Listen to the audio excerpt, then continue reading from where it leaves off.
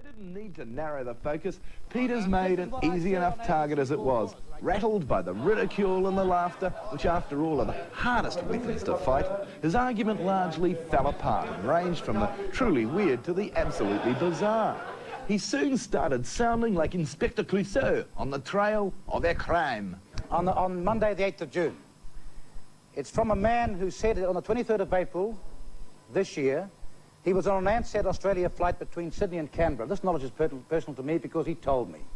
Flight number AN 637, departure 10:40 a.m, arrival 11:25 a.m. Sir, he had a window seat.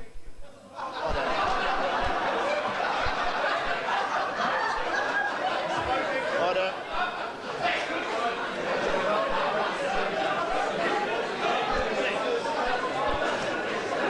Order. For the member for Tauranga, it was basically downhill from there, all the way down to conclude with him debating an alleged plot to get him over non-payment of his restaurant and bar bills at Bellamy's. Sir, but I will make it brief, but I think it should be explained that that account, sir, got to a phenomenal amount, and that I instituted an inquiry as to how it could have possibly got there, and I wasn't going to pay it until I found out who was responsible. For example, sir, on that account was 24 cartons of juice, and I've never seen one. And sir, morning tea and afternoon charges, which I never actually incurred myself. I had it cleared up, sir, those parts taken off the account, and I paid it. The entire debacle yesterday was pure farce, and the hour-long radio broadcast would have done more to destroy the reputation, the standing and the image of members of that parliament than anything I could ever say. You know, it's interesting to note the National Party lynch mob is now gathering, and moves are afoot in the National Party's executive to cancel wee Winston's party membership. I'll be keen to see whether Peters gets on any better out in the cold of the alliance with Anderson, Miles and McIntyre than he does with the government. Of course, with the alliance rating around 20% in the polls, Boldger should be worried. I mean, the addition of Peters is bound to push their popularity a lot higher. Hey, till next time, unless they get us all first, bye-bye. Lovely, Bill. Hope you have no aspirations to ever join the National Party. Now to the issue giving goosebumps to people around the country. Power cuts, and more power cuts. No one likes them. At least that's what we thought. And we found this tape on our doorstep. A warning, though, don't watch if you're easily offended by bad poetry. Hello. This is a poem about a power cut. Roderick Dean and Barry Lay. Electricorp, you made my day. I've never really had a date on account of, well, you know, mate. I mean, personal hygiene's not my thing. No soap goes on my ding-a-ling.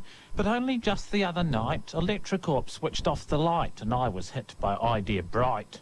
I took out an ad in the Personnel's. Wanted, a woman who'll love a man who smells. My armpit's cheesy, my foot athlete, and dogs run from me on the street. I would bathe, I cunningly claimed, but my hot water's gone down the drain. I placed the ad Monday afternoon. I'm expecting a reply real soon. It's for a bedmate I am shooting.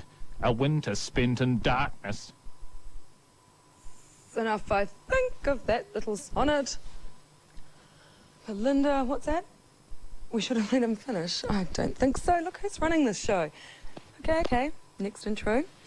Well, Nightliners, we received a postcard the other day with a revolutionary way to generate electricity.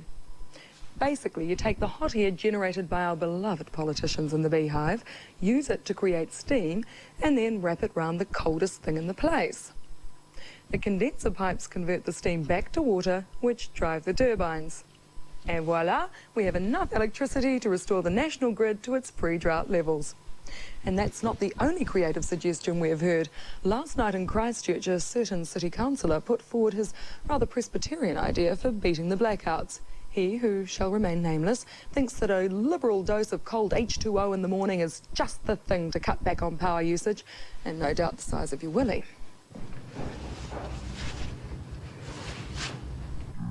This man doesn't know he's being filmed, but we know he's taken the advice of a prominent local polly who last night made a rash suggestion. That 30 seconds under a cold shower is long enough to con your nerve endings into believing it's hot. Let's see what happens. Apart from dampening his nookie prospects, this man now resembles an environmental refugee. Save Singapore! Save Pukaki!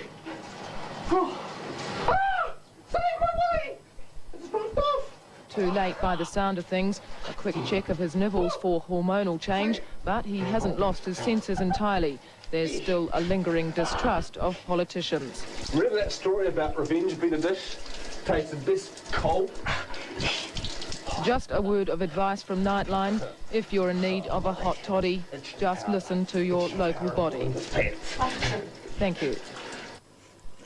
Another piece of advice here. Frigid showers apparently firm your breasts. Personally, I prefer steamy and slack.